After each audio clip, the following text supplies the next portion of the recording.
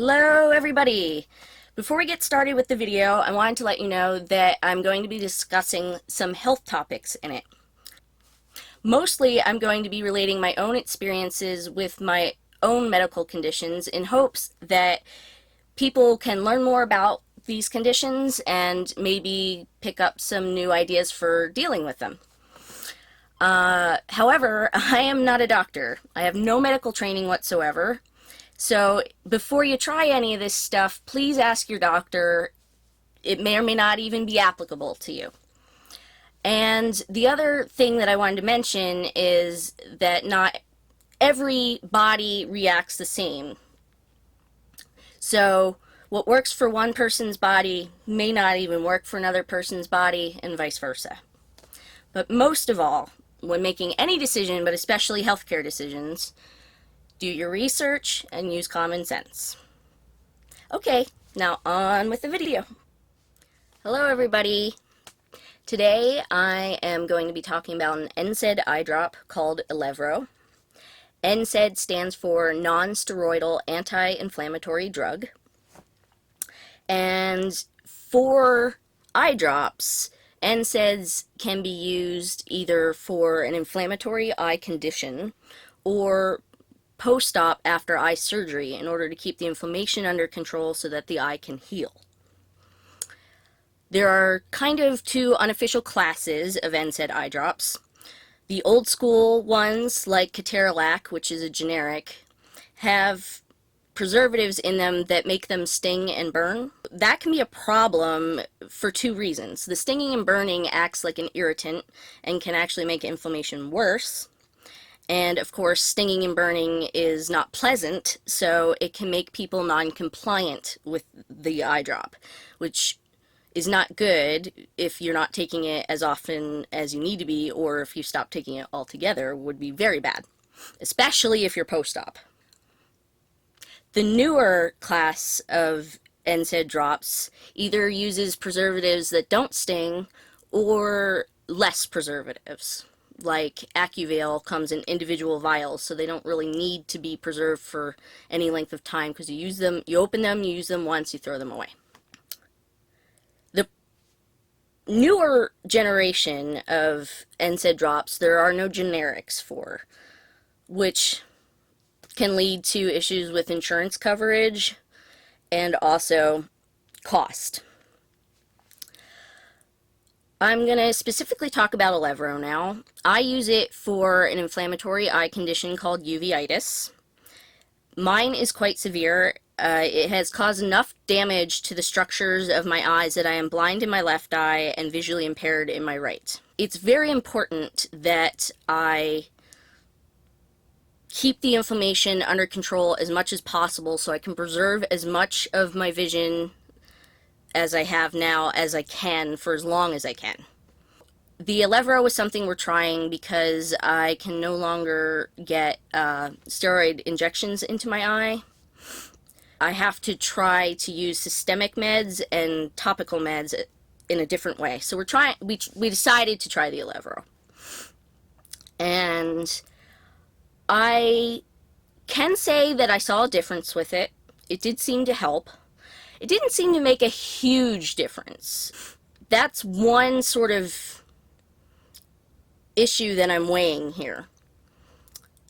It didn't sting or burn, which it shouldn't, but I wanted to put that out there. That's good. I do feel that it didn't help enough for me to continue with it. And there's one big reason why. It comes in this teeny tiny little bottle. It's got 1.7 mLs, which is the smallest eye drop amount I've ever heard of. And it cost me $245 for this teeny tiny bottle.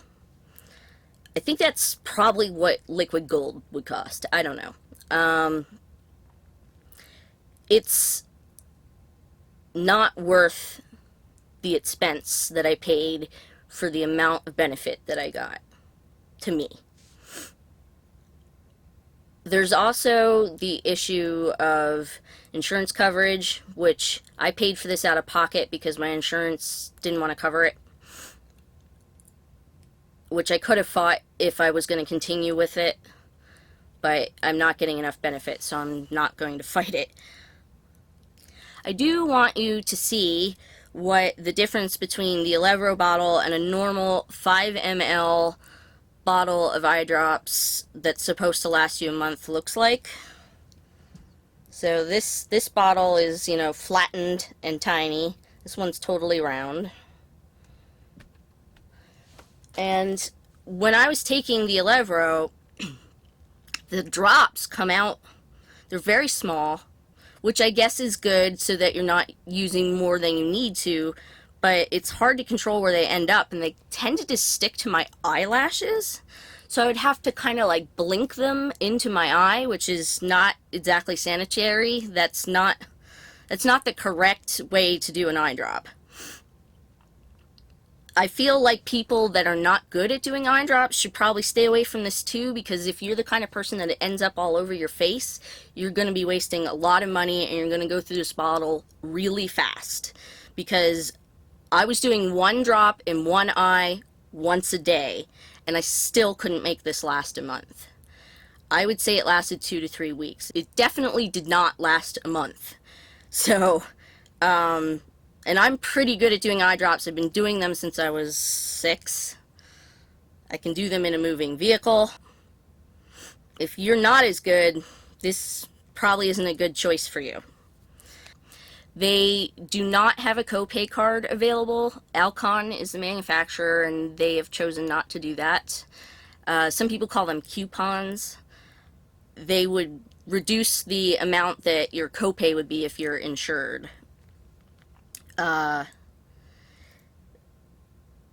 not sure why they chose not to. It's a little shameful in my opinion because it's very expensive. I'm not exactly sure why it needs to be this expensive in the first place, but I also think that they could probably afford to put a copay card out. It would help them in the long run because there are competitors out there that make other NSAID drops, so it would incentivize people using their drop over others. So it doesn't really make any sense to me. And I did also want to say that there is a patient assistance program available, but if I recall correctly, you had to be below 200% of the federal poverty level, which is pretty low. So a lot of people are not going to qualify for that, and I did not see a medical necessity clause in their patient assistance program, so it doesn't matter how sick you are. That doesn't matter for the patient assistance program. You could always call and ask if they'll make an exception. I've tried that with other companies, and I've not gotten anywhere with that so far. My next plan of action is to try a different NSAID drop. There's AccuLar and AccuVail. I have tried AccuVail in the past, and it didn't do too much for me, but I'm in a whole different place right now with my eye condition, so I am willing to give that another try. I can't seem to find samples of it anywhere, though. My eye doctor hasn't seen them in years, and it's also very expensive, so I'm thinking I might ask my eye doctor if they have any samples of AccuLar next. I will do reviews of whatever else I try here on YouTube. I hope that was informative, and so you have some understanding of what the pros and cons are of this medication before you buy it. If you're watching this, I wish you well with whatever your eye condition is. If you have any questions, you can leave them below and I'll try to get back to you. I am visually impaired, so sometimes I can't use the computer. I'm not ignoring you, I promise. I hope you all have a great day, and until next time, remember to love each other and be well.